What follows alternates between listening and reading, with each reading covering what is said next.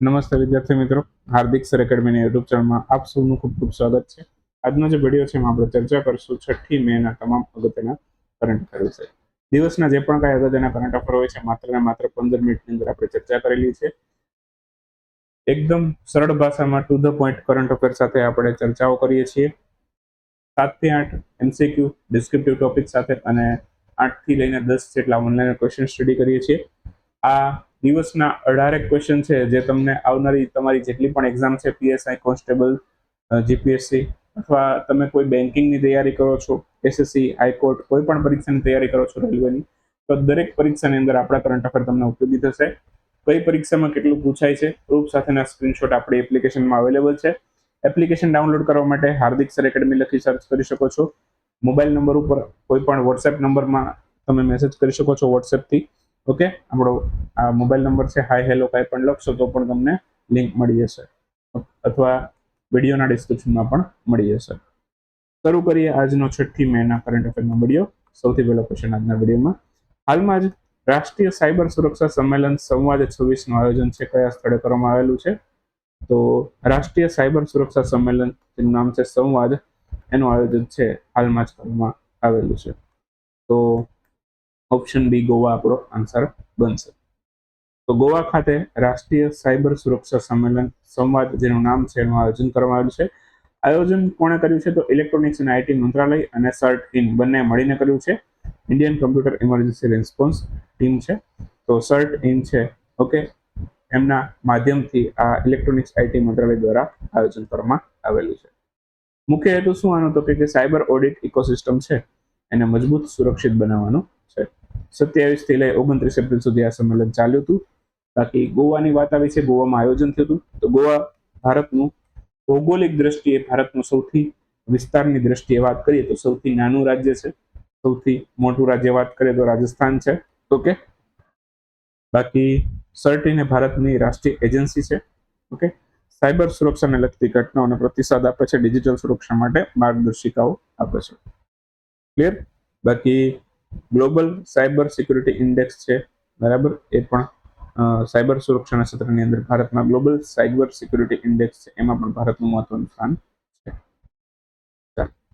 એના પછી વાત કરીએ સિપ્રી, એમના રિપોર્ટ પ્રમાણે સૌથી વધુ લશ્કરી ખર્ચ કરનારા દેશો, એમાં ટોચ ઉપર કોણ રહ્યું? તો કે USA. પણ અહીંયા તમને ક્વેશ્ચનમાં શું પૂછ્યું હતું કે ભારતનું સ્થાન કેટલામું છે? ભારતનું સ્થાન 5મું છે. આન્સર આવશે ઓપ્શન એ, 5. ક્લિયર? હાલમાં જ સૌથી વધુ લશ્કરી ખર્ચ કરનારા માટે સિપ્રીએ રિપોર્ટ જાહેર કર્યો છે. સિપ્રી, ઓકે, સિપ્રીનું ફૂલ ફોર્મ ઘણી વખત પરીક્ષાની અંદર પૂછવામાં આવે છે તમને. સ્ટોકહોમ પીસ રિસર્ચ ઇન્સ્ટિટ્યૂટ આ સિપ્રીનું પૂરું નામ છે. એમના દ્વારા 2025ના ડેટા પ્રમાણે વિશ્વનો સૌથી વધારે લશ્કરી ખર્ચ છે એમાં ભારતનો ક્રમ 5મો છે. સૌથી વધારે ખર્ચ છે, બરાબર, ભારતે સૌથી વધારે લશ્કરી ખર્ચ કરનાર દેશ છે અમેરિકા છે અને ભારત 5મા ક્રમે છે. તો ભારતનો લશ્કરી ખર્ચ કેટલો છે? તો કે $92.1 બિલિયન. ઘણો ખર્ચ છે આપણો. બીજા ક્રમે અમેરિકા પછી ચીન આવે છે, ત્રીજો ક્રમ રશિયા, ચોથો ક્રમ જર્મનીનો છે.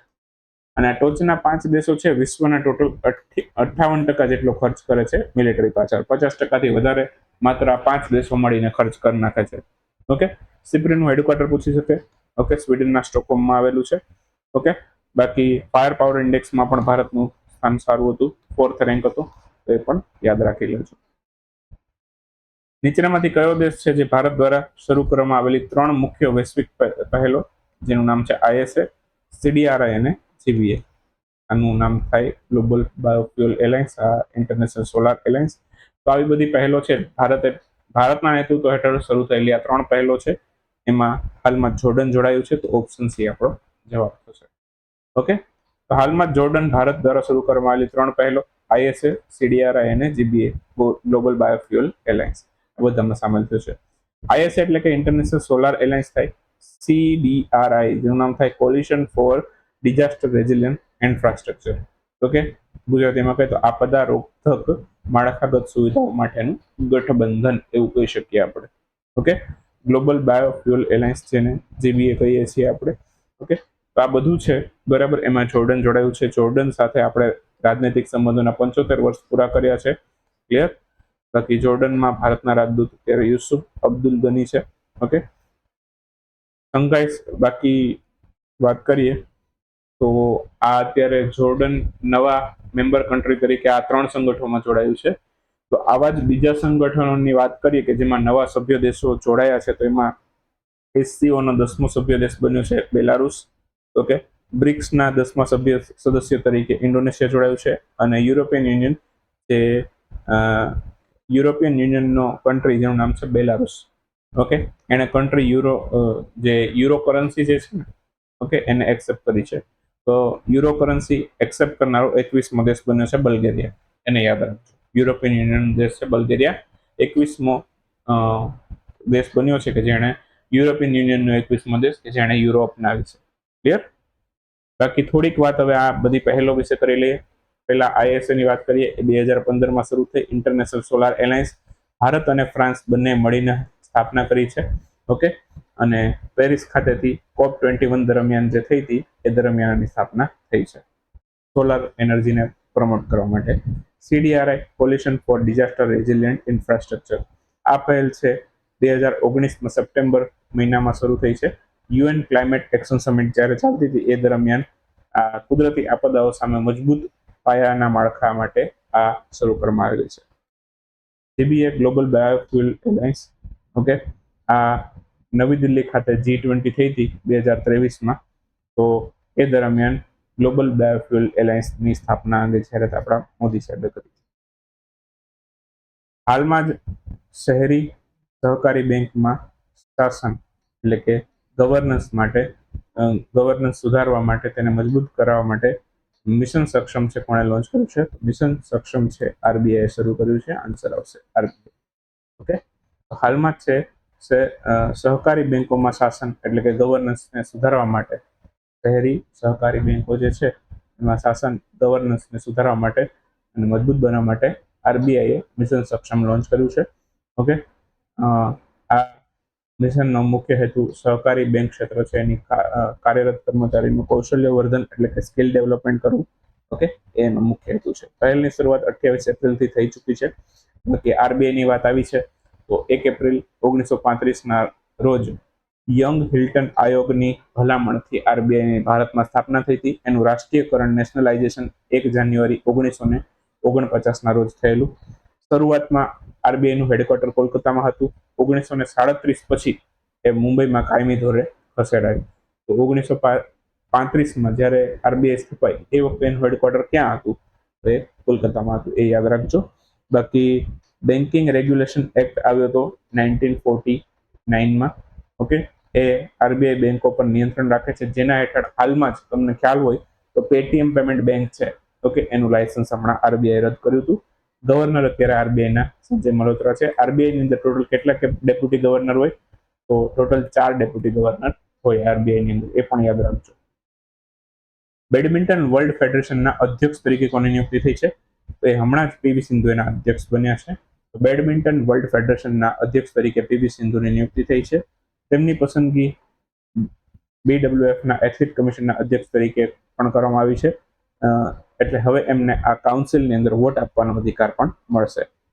આ નિર્ણય ક્યારે લેવાયો તો કે બેડમિન્ટન વર્લ્ડ ફેડરેશનની 87મી એન્યુઅલ જનરલ મીટિંગ થઈ હતી ચીનના ચેંગડુમાં થઈ હતી. તો આ BWF ની જે મીટિંગ હોય છે એમાં 87મી જનરલ મીટિંગ હતી, એ દરમિયાન આ નિર્ણય લેવાયો છે. તો હાલમાં જ આ મીટિંગ દરમિયાન એમને અધ્યક્ષ બનાવવામાં આવ્યા છે. બાકી બેડમિન્ટન વર્લ્ડ ફેડરેશન છે એની સ્થાપના 1934માં થઈ હતી. હેડક્વાર્ટર એનું મલેશિયાના કોલાલંપુરની અંદર આવેલું છે. આ જેટલા પોઈન્ટ છે એ બધા જ અગત્યના છે, યાદ રાખજો. ક્વેશ્ચન એમ પણ પૂછ્યું છે કે BWF ની હાલની બેઠક છે ક્યાં યોજાઈ હતી? તો ચીનની અંદર થઈ હતી. નીચેનામાંથી કોના દ્વારા DPI@2047 યોજના શરૂ કરવામાં આવી છે? તો આ જે યોજના છે એ નીતિ આયોગે શરૂ કરી છે. ઓપ્શન બી જવાબ છે. તો DPI@2047 એટલે કે 2047 નીતિ આયોગ દ્વારા શરૂ કરવામાં આવી છે. ડિજિટલ પબ્લિક ઇન્ફ્રાસ્ટ્રક્ચર યોજના છે. 2047 સુધીમાં આ યોજનાનો મુખ્ય હેતુ છે 2047 સુધીમાં ભારતની જે માથાદીઠ આવક છે એને $18,000 સુધી લઈ જવાનો લક્ષ્યાંક રાખવામાં આવ્યો છે. તો 2047 સુધીમાં જ આપણે આપણી માથાદીઠ આવક છે એને $18,000 એટલે ઘણું થઈ ગયું. માથાદીઠ આવક અહીં સુધી લઈ જવું હોય ઘણું મોટું કહેવાય. તો સક્સેસ જાય છે કે નહીં પછીની વસ્તુ છે, પણ અત્યારનો તો ટાર્ગેટ બહુ સારો છે આ. ઓકે, માથાદીઠ આવક અહીં સુધી લઈ જવી એ ખૂબ જ સારી નિશાની છે. ઓકે, આ યોજનાનો મુખ્ય વિષય છે એ સમૃદ્ધિનો માર્ગ છે. ભારતને 2047 સુધીમાં વિકસિત ભારત બનાવવું એ આનો મુખ્ય હેતુ છે. 2047 સુધીમાં ભારતની અર્થવ્યવસ્થા 30 ટ્રિલિયન સુધી પહોંચે એવો પણ આનો લક્ષ્યાંક નિર્ધારિત કર્યો છે. અહીંયા વિવિધ ડીપીઆઈ યોજનાઓ આવશે. ડીપીઆઈ 2.0 આવશે, જેમાં 2035 સુધીમાં સક્ષમ નાગરિકોનું નિર્માણ થશે, અને ડીપીઆઈ 3.0 આવશે, જેમાં 2047 સુધીમાં નવાચાર અને સમૃદ્ધિ છે એનો પણ સમાવેશ થશે. ક્લિયર? નીતિ આયોગની વાત આવી છે. 1 જાન્યુઆરી 2015 ના રોજ સ્થાપના થઈ. સીઓ અત્યારની જે છિબ્બર છે, અધ્યક્ષ વડાપ્રધાન હોય, ઉપાધ્યક્ષ અશોક કુમાર લાહડી છે, તેમને પણ યાદ રાખી દેજો. ભારતનું સૌથી પહેલું ખાનગી રોકેટનું નામ શું રાખ્યું છે? વિક્રમ એસ એનું નામ રાખ્યું છે. ઓપ્શન એ જવાબ થશે. હાલમાં જ ભારતનું સૌથી પહેલું ખાનગી રીતે વિકસિત થયેલું રોકેટ જેનું નામ છે વિક્રમ એસ. નિર્માણ હૈદરાબાદમાં સ્થિત સ્કાયરૂટ એરોસ્પેસ નામની કંપનીએ કર્યું છે. રોકેટને ભારતીય અવકાશ કાર્યક્રમ જનક ઇસરોના પ્રથમ અધ્યક્ષ ઇસરોના જેમનું નામ છે વિક્રમ સારાભાઈ, એમના નામ ઉપરથી આને વિક્રમ નામ આપ્યું છે. વિક્રમ 1 રોકેટની વાત કરીએ તો એ multi stage orbital launch vehicle rocket છે. 300 કિલોગ્રામ થી વધારેનું વજન છે એ લઈ જવા માટે સક્ષમ છે લો અર્થ ઓર્બિટમાં, તો એને પણ યાદ રાખજો. બાકી આવા જ વિવિધ રોકેટોની વાત કરીએ તો સોલિડ પ્રપલ્શન સિસ્ટમ જેનું નામ રાખ્યું છે કલામ, લિક્વિડ સિસ્ટમ છે એને રમણ નામ આપ્યું છે, અને ક્રાયોજેનિક એન્જિન છે બરાબર આનું એને ધવન નામ આપ્યું છે. તો આ સ્કાયરૂટ એરોસ્પેસના કેટલા બધા એવા મિશન છે, રોકેટ છે, એન્જિન છે, જેને વિવિધ વૈજ્ઞાનિકોના નામ ઉપરથી નામ આપેલા છે. ક્લિયર? બાકી રોકેટ છે એની કાર્યપ્રણાલી ન્યૂટનની ગતિના ત્રીજા નિયમ એટલે કે આઘાત પ્રત્યાઘાત ઉપર આધારિત છે, જેને વેગમાન સંરક્ષણના નિયમ પણ કહીએ છીએ આપણે. ઐતિહાસિક મિશનનું નામ પ્રારંભ રાખવામાં આવ્યું હતું. ઓકે, અને નવા યુગની શરૂઆત દર્શાવે છે, એનો અર્થ એવો થાય. ઓકે, બાકી રોકેટનું સફળ પરીક્ષણ આંધ્રપ્રદેશની અંદર આવેલું શ્રી હરિકોટા ખાતે આવેલું સતીશ ધવન સ્પેસ સેન્ટર છે ત્યાંથી કરવામાં આવેલું છે. અને 1 મિનિટ, અહીંયા મને થોડીક ભૂલ એવી જણાય છે, વિક્રમ એસ હશે કે લગભગ વિક્રમ 1 હોઈ શકે. વિક્રમ એસ અથવા વિક્રમ 1 રહેશે બરાબર. અહીંયા કદાચ આન્સરમાં ફેરફાર હોઈ શકે, વેરીફાઈ કરી લેજો એક વખત. કદાચ ટાઈપિંગ મિસ્ટેક હોઈ શકે એસ અને 1માં, તો એક વેરીફાઈ કરી લેજો તમે લોકો. બાકી સ્કાયરૂટ એરોસ્પેસ છે એ ઇસરો સાથે સમજૂતી કરાર કરનારી ભારતની સૌથી પહેલી ખાનગી કંપની પણ છે. અને અવકાશ ક્ષેત્રમાં ખાનગી કંપનીઓને પ્રોત્સાહન મળે એ માટે ઇનસ્પેસની સ્થાપના કરી છે આપણા ગુજરાતના અંદર. ઓકે, તો ઇનસ્પેસનું પૂરું નામ થાય Indian national space promotion and authorisation centre. Okay, એક વાક્યના ક્વેશ્ચનો ફટાફટ પૂરા કરીએ. તો પ્રધાનમંત્રી નરેન્દ્રભાઈ મોદી દ્વારા કયા સ્થળેથી ઉત્તર પ્રદેશના સૌથી લાંબા એક્સપ્રેસ વેનું ઉદ્ઘાટન કરવામાં આવ્યું છે? તો આ ઉત્તર પ્રદેશનો સૌથી લાંબો એક્સપ્રેસ વે ઉત્તર પ્રદેશના હરદોઈ ખાતેથી મોદી સાહેબ ઉદ્ઘાટન કરે છે. કઈ યુનિવર્સિટી એશિયાની સૌથી પહેલી યુનેસ્કો ચેર શરૂ કરી છે? તો સિમ્બિયોસિસ યુનિવર્સિટી છે, એમણે આ યુનેસ્કો ચેર શરૂ કરી છે. રઘુ રોયનું નિધન થયું, કોણ હતા? એ એક ફોટોગ્રાફર હતા. ભારતની પ્રથમ વાણિજ્યિક સી પ્લેન સેવા છે એને ડીજીસીએ દ્વારા કયા સ્થળે સંચાલિત કરવાની મંજૂરી આપવામાં છે? તો લક્ષદ્વીપ ખાતે શરૂ થશે આ સૌથી પહેલી વાણિજ્યિક સી પ્લેન સેવા. ઓકે, સ્કાયરૂટ એરોસ્પેસે વિક્રમ 1 રોકેટ ક્યાંથી લોન્ચ કર્યું? આ હૈદરાબાદથી. ઓકે, કન્ફર્મ છે. ઓકે, અહીંયા ટાઈપિંગ મિસ્ટેક જ છે, ચલો અહીંયા સુધારી લેજો. વિક્રમ એસ ની જગ્યાએ વિક્રમ 1 કર્યું છે. ક્લિયર? ટાઈપિંગ મિસ્ટેક જ છે, અહીંયા વિક્રમ 1 કરી લેજો. ક્લિયર? કન્ફર્મ છે, કેમ કે પહેલા અહીંયા લીધો પછી ટાઈપિંગ મિસ્ટેક થઈ ગઈ છે જતા. ક્લિયર? ચાલો, હાલમાં જ ભારતે એન્ટીશિપ મિસાઇલ NASAMSR એનું સફળ પરીક્ષણ ક્યાંથી કર્યું? આ ઓડિશા ખાતેથી કર્યું છે. હાલમાં જ કયા દેશની શેન્ઝેન યુનિવર્સિટી છે એણે પ્રત્યક્ષ કોલસા ઇંધણ સેલ એટલે કે ડાયરેક્ટ કોલ્ડ ફ્યુઅલ સેલ છે એને વિકસિત કર્યો છે? તો આ ચીને વિકસિત કર્યો છે. હાલમાં કયા રાજ્યની કેબિનેટે AI નીતિ 2024 મંજૂરી આપી છે? તો મહારાષ્ટ્રએ કર્યું છે. અને એના પછીનો ક્વેશ્ચન છે, હાલમાં જ કયા રાજ્યના મુખ્યમંત્રીએ ઈ-શ્રમ સાથી એપ લોન્ચ કરી છે? તો આ છત્તીસગઢની સરકારે શરૂ કર્યું છે. 10મા સાર્વજનિક સ્વાસ્થ્ય શિખર સંમેલનનું ઉદ્ઘાટન ક્યાંથી થયું? આ ચંદીગઢ ખાતેથી થયું છે. ચંદીગઢ પંજાબ હરિયાણા બંનેની રાજધાની છે. હાલમાં જ અતિ અમીર વસ્તીના બાબતની અંદર છે ભારત કેટલામા ક્રમે રહ્યું વિશ્વમાં? તો ભારત 6ઠ્ઠા ક્રમ પર રહ્યું છે. ક્લિયર? તો આ બધા આજના પ્રશ્નો હતા 6ઠ્ઠી મેના. મળશું આવતીકાલે 7મી મેના વિડીયોમાં. ત્યાં સુધી રજા લેશું. આવજો. Bye bye. Good night. શુભરાત્રી. Thank you for watching.